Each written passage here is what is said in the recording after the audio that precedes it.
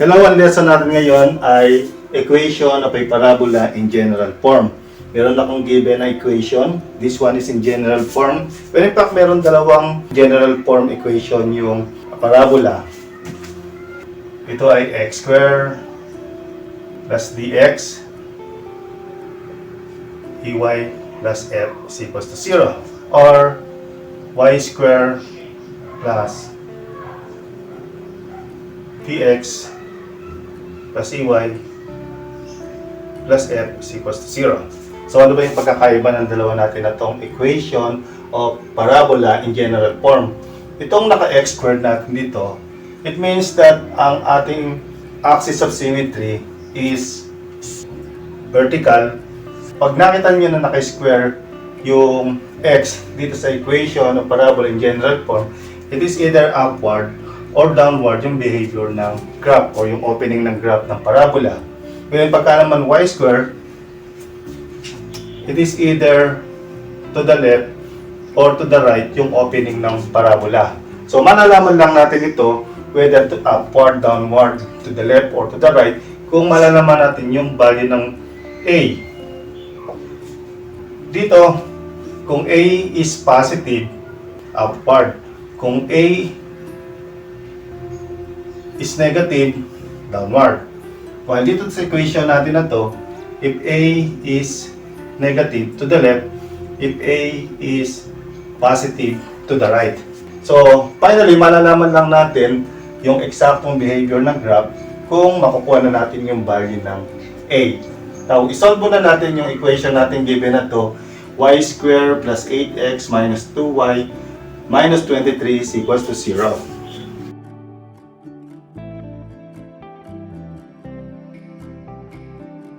Okay, hanapin muna natin yung vertex.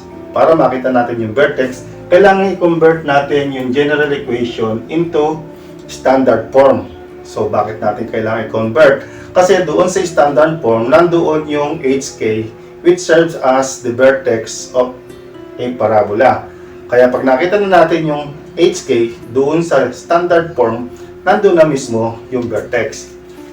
So, paano natin hahanapin yung vertex? O ita-transform or i-convert ito into standard form. Since naka-square dito is y, so lahat ng y lalagay natin sa kaliwa, the rest mapupunta sa kanan.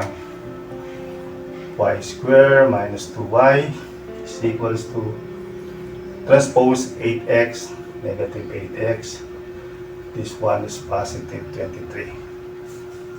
Okay, na-separate natin yung y na mayroong bigger exponent. So, yung y dito sa kaliwa, yung the rest doon sa kanan.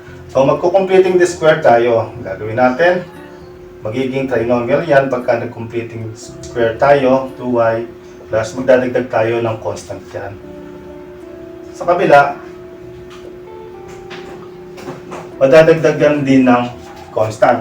So, ano ilalagay natin constant dito? Ang ginagawa natin yan is dinidivide natin yung 2, yung middle term supposed to be ng trinomial sa 2. So, negative 2 divided by 2, negative 1. Tapos, i-square natin yan. Negative 1 square is equals to 1.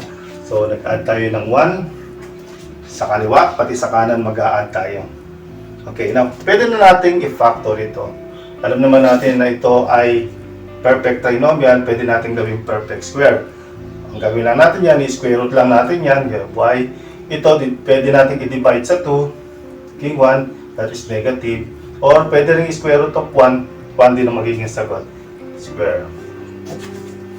So, simplify natin to, negative 8x, positive 23, positive 1, positive 24. Copyhin lang natin to, y minus 1, square, is equals to factor, kailangan mawala ng numerical coefficient, yung x. 1 lang kailangan dyan, laging 1x.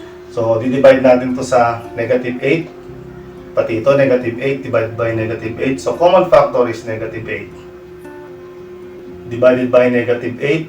So, negative 3. So, finally, meron na tayong vertex. The vertex is at 3, positive 1. Positive 3, positive 1. Pagka negative dito sa equation, magiging positive doon sa coordinates kasi nagkakaroon ng transposition. So, ano ngayon yung value ng A natin? Itong negative 8 natin na to, ito ay for A. Equals to negative 8. So, lumalabas na ito rin ay latus rectum. So, para mahanap natin yung A, di-divide natin yung 4 sa magkabilang side. So, cancel yung 4. Matitira dito is 8 over 4 is negative 2. So, yung A is equals to negative 2. Meaning, alam natin na y square ito. So, yung axis of symmetry natin horizontal. Dahil ito ay A is negative 2, yung behavior ng graph natin is going to the left.